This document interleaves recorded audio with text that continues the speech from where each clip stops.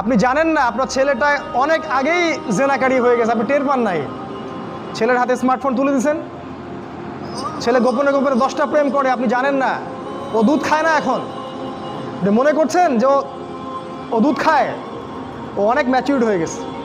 আপনার মেয়েকে দেখে মনে হয় খুব পর্দা করে, দেখেন ভিতরে ভিতরে কোনো ছেলের সাথে সম্পর্ক তৈরি করে ফেলছে। অনেক ঘটনা ঘটে যায়, আমরা সরল মনে অনেক কিছু করি। আপনার ওয়াইফকে দেখেন, আপনি যখন বাসায় থাকেন না কি করে না করে মনিটরিং করেন, টিভি বন্ধ করে দেন, সিরিয়াল টিরিয়াল বন্ধ করেন।